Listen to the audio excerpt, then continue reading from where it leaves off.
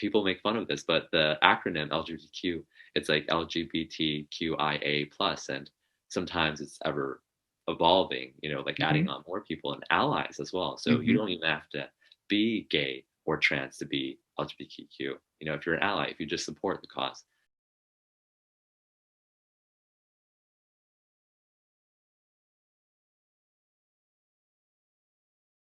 So coming back to transness and queerness, first of all, I wonder what queerness means and queer theory, because I did bring on Sharon Chia Claros, our mutual friend and colleague, and Hmm. she explained queerness as this ever evolving theory about self acceptance, about promoting well being, obviously, for people who are gay, who are trans. And how do you make sense of queer theory? What is it? Because if it's ever evolving, I'm still thinking through this. Hmm. How do you have a movement that's ever evolving? And people make fun of this, but the acronym LGBTQ, it's like LGBTQIA plus, and sometimes it's ever evolving, like Hmm. adding on more people and allies as well. So you Hmm. don't even have to be gay or trans to be LGBTQ. If you're an ally, if you just support the cause. Hmm. Obviously we want everybody to get on board with this idea, but what is the idea? What is behind LGBTQ alongside of queer theory for you? Yeah. So I'll try and make distinctions as best as I can. So Yes. Yeah. queer theory is sort of a branch of a broader philosophical idea of what's called post-structuralism. It's Hmm. this idea that it's sort of this post-enlightenment. It's a post-enlightenment idea that like there's a rational world and there's sort of a rational understanding of everything that then Hmm. sort of came the ideas of constructivism and then sort of post-structuralism. And queer theory, the best metaphor I've heard, I can't remember the source, and if I can remember, I'll make sure that you can attribute it Perfect. in the show notes, I'll write it um, down there. is that queer theory is like mercury in a thermometer. It reacts to its surroundings, and that changes how it understands the environment.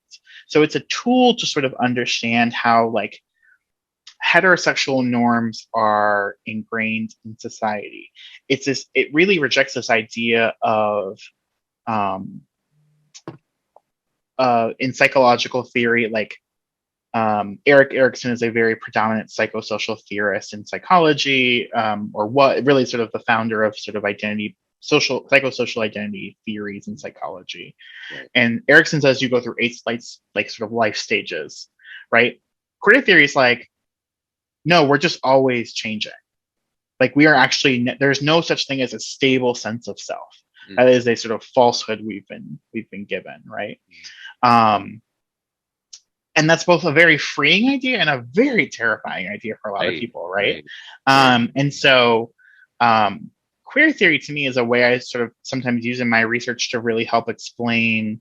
um, Queer theory points out who's allowed certain definitions and who is not, right? Right. um, just as the idea of heterosexuality is really sort of a more recent century construct than it was. Like heterosexuality doesn't naturally exist in the world as a name, right? But we've Sure. given it a name Yeah. and we've Yeah. giwhat a lot of meaning of what that name stands for. Right. We label That's what it. post-structuralists do. Yeah.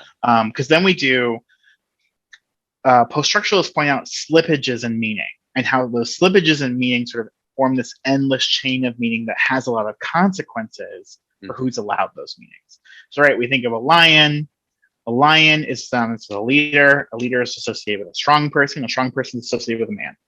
Right. We have thus attached maleness to being a lion. Right. Is there any biological or physical reality to any of this? You feel like? No, it's just sort of like how meaning just continues to slip down this Right. endless Right. chain of consequences. Okay.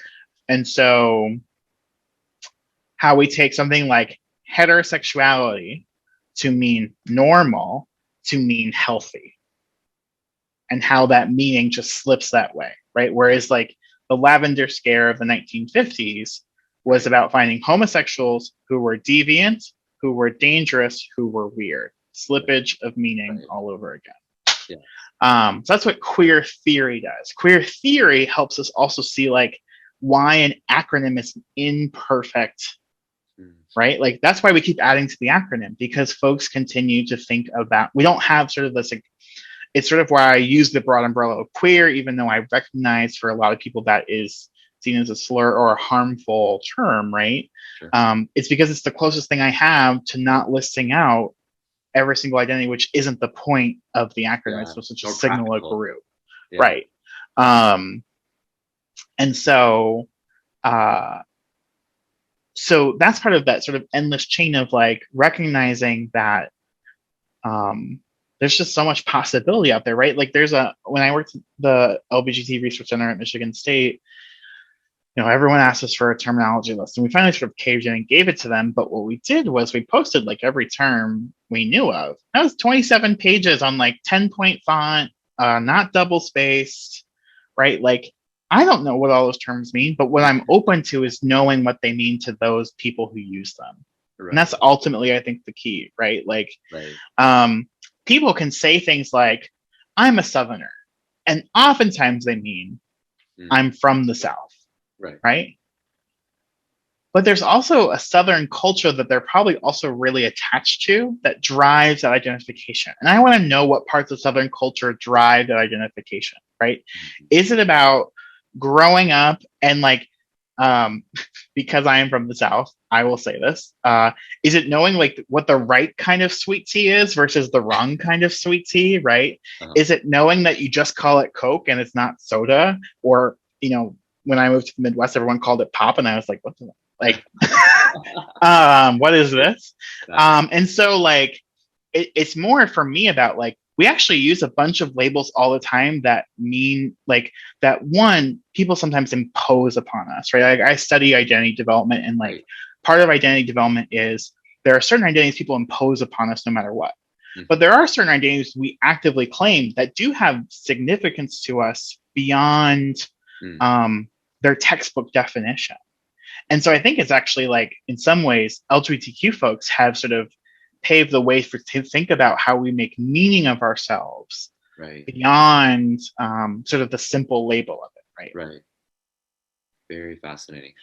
Thinking about it in a historical lens, even for those who are watching that are Christian or conservative, maybe you're uncomfortable with the topic of LGBTQ or gay issues, but this is a very relevant topic because we all kind of come in with a very enlightenment type of posture that there is things in the world, we discover it, we observe it, and that gives us all the information that we need. But there's a balance, I would say, that we all have to appreciate with solipsism, which is the idea that you also create your reality based on how you think. And that could be from your environment, even biology. I think we all can kind of concur that there's biological realities apart from ourselves. And John Boswell, a gay intellectual in the 20th century, also wrote about this. He wasn't a strict constructivist, someone who just believed in words creating everything. But then, before going deeply into the philosophical issue of what is our reality? Is it physical or is it mental?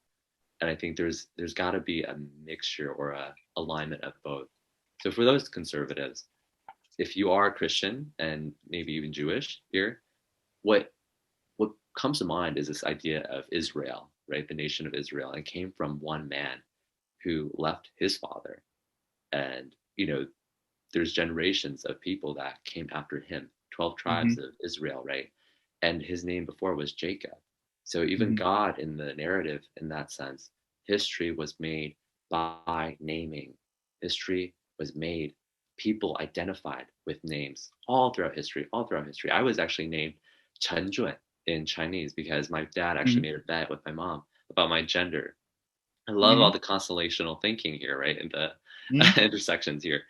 But my mom lost, obviously. Well, at least I'm not changing my gender anytime soon. But my father won the bet. And so he said Chen Jun. Jun means accurate because he guessed accurately. So there's so much meaning to how we identify because there's experiences, there's shared experiences between us, whether you're a man or a woman. And I think that's what's troubling for me because I want to understand more and more about queer theory, about the LGBTQ community. And as someone who has come out myself, like how do I reconcile the bits of me that are Christian and also sort of queer, like my same-sex attractions. And thus I still have my more conservative leanings. I would say more like center right in many ways. Mm-hmm. And it's ever growing, but there has Mm-hmm. to be some tenet, there has to be some ground that's grounding all of us in reality. And that shared experience is so powerful in doing that. So let me read something from a conservative, Ryan T. Anderson, from his book, When Harry Became Sally. And he writes in page 3, activists tend to be uncompromising in their demands, yet their worldview is fraught with contradictions. It holds that the real self is fundamentally separate from the material body, yet insists that transforming the body is crucial for personal wholeness. It attaches a notion of authentic gender identity to stereotypical activities and dispositions, yet it grows from a philosophy holding that gender is an artificial construct. It promotes a radical subjectivity in which individuals should be free to do whatever they wish and to define the truth as they choose, yet it calls for enforced conformity of belief in transgender dogma. Now, I think he may conflate this with some more radical views, or, and there are very loud radical views. I don't think this holds to what you believe in necessarily.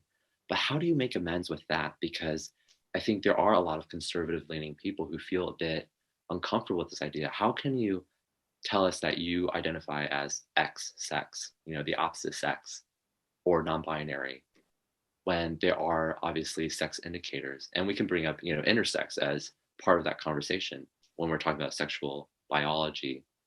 But how do we know for sure who has the authority to say that, right? Within queer theory, within LGBTQ issues, where is the authority from that? Is it from biology?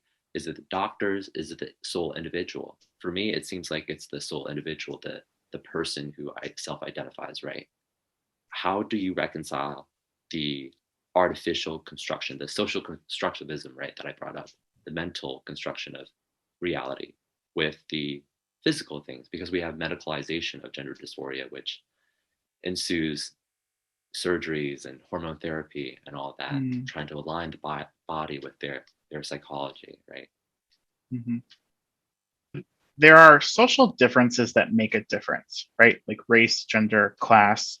Those are differences we have indeed constructed that are not actually, like, they're not based in a reality beyond, like, we've actually sort of justified them through other realities, like biological realities, right? Like we think of like eugenics and race in particular, Yeah. right? Like, and how we sort of justified racial differences that actually never really existed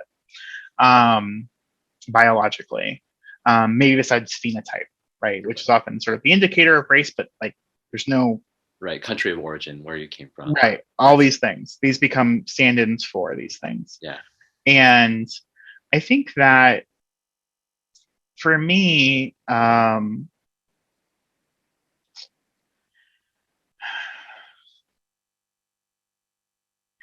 it's so much less about who is the like ultimate say of like who is and who isn't. Like, I guess that it's that I know that certain people are going to be treated more differently than others.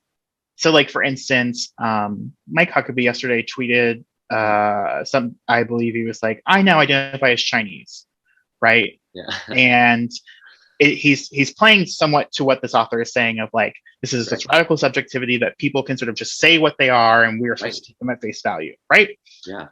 Okay, great. Mike Huckabee's Chinese now. Let's take the train. Let's like take the train that he's now put us on.